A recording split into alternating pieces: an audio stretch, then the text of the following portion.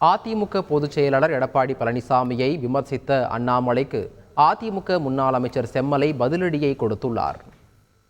அதாவது யாரை முதுகில் குத்தினார்கள் என்பது நாட்டுக்கே தெரியும். பிஜேபியினுடைய மாநில தலைவர் திரு அண்ணாமலை ஏதோ பெரிய அறிவுஜீவி போல அரசியலை கரைத்து குடித்து அரசியல்வாதிகளுக்கெல்லாம் இவர் ஆலோசனை சொல்லுகிற அளவுக்கு ஒரு மூத்த அரசியல் ஞானியை போல் தன்னை நினைத்துக் கொண்டு பல்வேறு கருத்துக்களை இவர் சொல்லி வருவது வேடிக்கையாகவும் இருக்கிறது.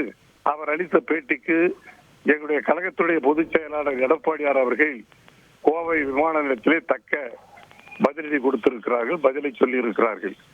அண்ணாமலை அவர்கள் ஏன் இப்படி பேசுகிறார் என்று தெரியவில்லை. விக்கிரவாண்டி தொகுதியிலே இடைத்தேர்தலை போட்டியிட்டால் 4ஆம் இடத்திற்கு தள்ளப்பட்டு விடுவோம் என்று பயந்து கொண்டு இவர்கள் தேர்தலிலே போட்டியிடவில்லை என்கிறார்.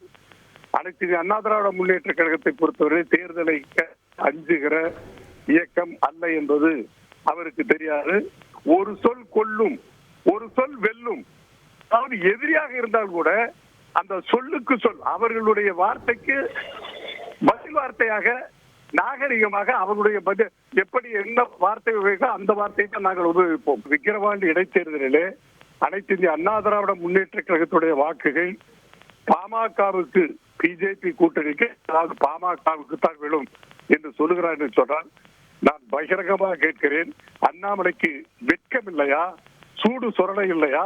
தமிழகத்தை பொறுத்தவரையிலே பாஜகவை பொறுத்தவரையில் இன்று வரை அவர் தலைமை பொறுப்பிலே இருக்கிற வரை, அண்ணாமலை தலைமை பொறுப்பில் இருக்கிற வரை பாறையிலே விதைத்த ஒரு விதையாகத்தான் இருக்கிறதே தவிர வளர்ச்சி என்பதே கிடையாது. நாடாளுமன்ற தேர்தலில் பாமக இல்லாமல் பிஜேபி இல்லாமல் நாங்கள் பெற்ற வாக்கு சதவீதத்தை நிரூபித்திருக்கிறோம். 6000 வாக்குகள் தான் எங்களுக்கும் ஆளுங்கட்சிக்கு வித்தியாசம்.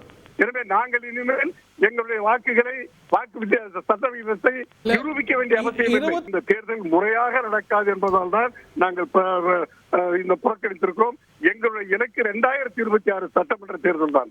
எடப்பாடியாரை முதலமைச்சராக்குவதுதான் எங்களுடைய இலக்காக எங்களுடைய நோக்கமாக இருக்கிறதே தவிர அண்ணாமலை எல்லாம் எங்களுக்கு ஒரு பொருட்டே அல்ல. இவர்கள் வெற்றி பெறுவதற்கு, இவர்கள் காரியத்தை சாதிப்பதற்கு, இவர்கள் ஒரு 5 சீட்டு 10 சீட்டு வருவதற்கு யார் காலில் வேண்டுமானாலும் விழுவார்கள், யாரை வேண்டுமானாலும் அவர்கள் டீமிலே சேர்த்துக் கொள்வார்கள், மிரட்டி சேர்த்துவார்கள் அல்லது கெஞ்சி சேர்த்துவார்கள்.